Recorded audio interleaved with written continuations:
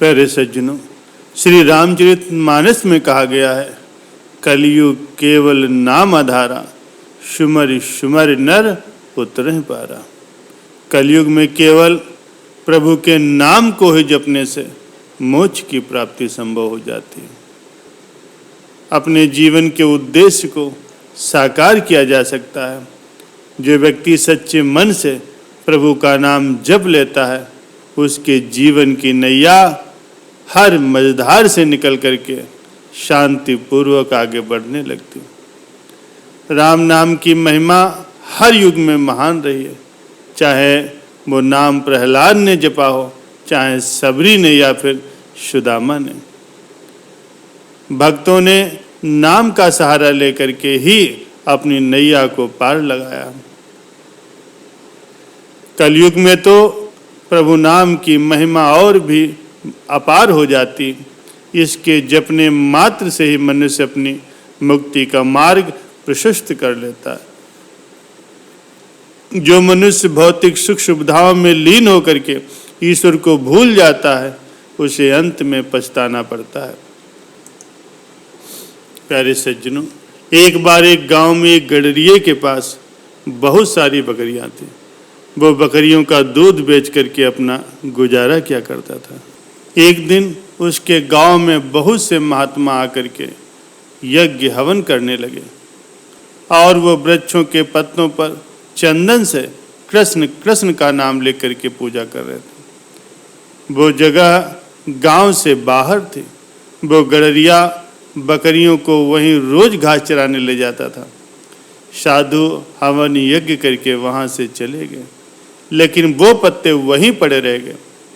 तभी घास चरती बकरियों में से एक बकरी ने वो कृष्ण नाम रूपी पत्ता भी खा लिया। जब गडरिया सभी बकरियों को लेकर के घर गया तो सभी बकरियां अपने बाड़े में आकर के मैं करने लगीं, लेकिन वो बकरी जिसने कृष्ण नाम को अपने अंदर ले लिया था, वो मैं की जगह पर कृष्ण कृष्ण करने लगे। क्योंकि जिसके अंदर कृष्ण वास करने लगे, उसका मैं यानी अहम सदा सदा के लिए दूर हो जाता। जब सारी बकरियां उसको कृष्ण कृष्ण कहते हुए सुनने लगी, तो वो कहने लगी कि ये क्या कह रही हो, तुम ये अपनी भाषा छोड़ करके क्या बोल रही हो, मैं बोलो। तो वो कृष्ण रूपी जिसने पत्ता खाया था, तो उस बकरी ने कहा, मेरे अंदर कृष्ण नाम रूपी पत्ता चला गया, मेरा तो मैं चला गया है। सभी बकरियां उसको अपनी भाषा में बहुत कुछ समझाती हैं, लेकिन वो टस से मस नहीं हुई और कृष्ण कृष्ण ही रटती रही।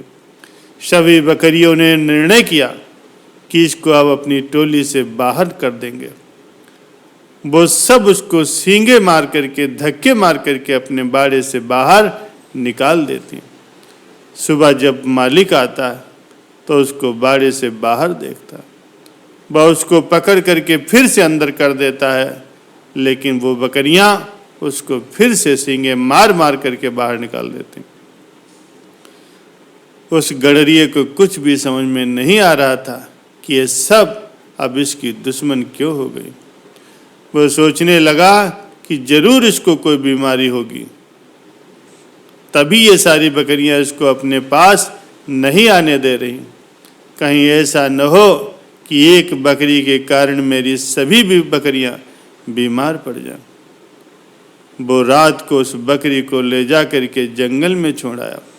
सुबह जब जंगल में अकेली खड़ी बकरी को एक व्यक्ति जो कि चोर होता है उसने देखा, तो वह उस बकरी को लेकर के जल्दी से भाग गया और दूर जाकर के उसे किसी दूसरे गांव में एक किसान को बेचा। किसान जो कि बहुत ही भोला भाला और भला मनुष्य था, उसको कोई फर्क नहीं पड़ता कि बकरी मैं कर रही है या कृष्ण कृष्ण। वो बकरी सारा दिन कृष्ण कृष्ण का जाप करती। अब वो किसान उस बकरी का दूध बेच करके अपना गुजारा करने लगा। कृष्ण नाम के प्रभाव से बकरी बहुत ही ज़्यादा और मीठा दूध देती थी। दूर दूर से लोग उसका दूध उस किसान से लेने आने लगे। किसान जो कि बहुत ही गरीब था, बकरी के आने और उसके दूध की बिक्री होने से उसके घर की दशा अब सुधरने लगी। एक दिन राजा के मंत्री और कुछ सैनिक उस गांव से गुजर रहे थे। उनको भूख लगी थी, तभी उन्हें किसान का घर दिखाई दिया। किसान ने उसको बकरी का दूध पिलाया। इतना मीठा और अच्छा दूध पी करके मंत्री और उसके सैनिक बहुत खुश हुए। उन्होंने किसान से कहा, हमने इससे पहले कभी भी ऐसा दूध नहीं पिया। किसान ने कहा, ये तो इस बकरी का दूध है जो सारा दिन ही कृष्ण कृष्ण का नाम रटा करती है। मंत्री उस बकरी को कृष्ण नाम जपते देख करके हैरान रह गया। वो किसान का धन्यवाद करके वापस नगर में राजा के महल में चला गया। प्यारे सज्जनों, उन दिनों राजमाता जो कि काफ़ी बीमार थी, कई वैद्यों के उपचार के बाद भी ठीक नहीं हुई थी। राजगुरु ने कहा, राजमाता का स्वस्थ होना मुश्किल है, अब तो भगवान ही इनको बचा सकते हैं। राजगुरु ने कहा, अब आप माता जी के पास बैठ करके ज़्यादा से ज़्यादा भगवान का नाम जपो। राजा काफ़ी व्यस्त रहता था। वो सारा दिन राजपाट संभाले या माता जी के पास बैठे। नगर में किसी भी आदमी के पास इतना समय नहीं था कि वो सारा दिन राजमाता के पास बैठ करके भगवान का नाम जपे। तभी उस मंत्री को उस बकरी की याद आ गई जो कि हमेशा कृष्ण कृष्ण का नाम जपा करती थी। मंत्री ने राजा को उस बकरी के बारे में सारा कुछ बताया। पहले तो राजा को विश्वास नहीं हुआ, लेकिन मंत्री जब राजा को अपने साथ उस किसान के घर ले गया तो राजा ने बकरी को कृष्ण का नाम जपते देख करके सुना तो वह हैरान रह गया। राजा ने उस किसान से कहा, आप ये बकरी मुझे दे दो।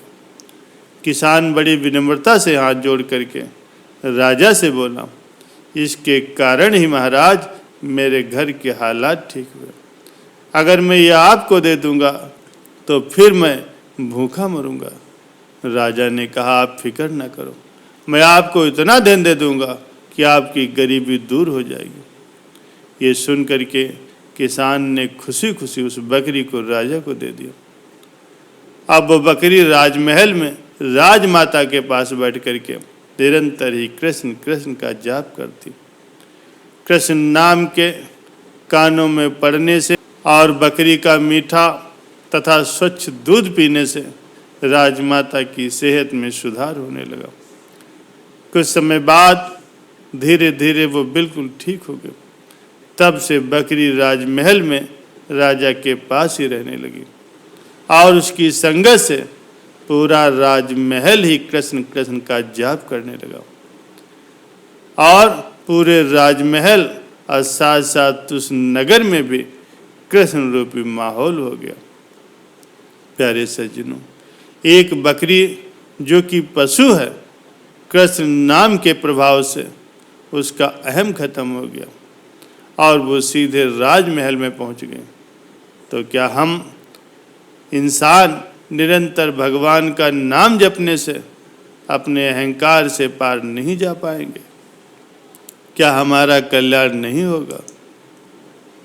प्यारे सज्जनों, जीवन का एक एक पल जो गुजरता जा रहा वो फिर कभी वापस नहीं मिलेगा। इसमें जितना अधिक से अधिक हो सके भगवान के नाम का जप करें। हर पल जो भी कर्म करे बहुत सोच समझ करके करें, क्योंकि कर्मों की परछाई मनुष्य के साथ ही रहती। प्यारे सज्जनों, इससे पहले कि शरीर छूट जाए, शरीर में रहते हुए ही इस आत्मा को यानी स्वयं को जान लें और जितना अधिक हो सके मन से, वचन से, कर्म से भगवान के नाम का जप करें, सुमिरन करें, अधिक से अधिक ध्यान करें और प्रभु का चिंतन करें। निरंतर ध्यान सुमिरन से हम यमपाश से बचे रहेंगे, साथ ही साथ हमें भगवान के धाम की प्राप्ति होगी और हमारे जीवन का वास्तविक जो लक्ष्य है हम उसे भी प्राप्त कर पाएंगे।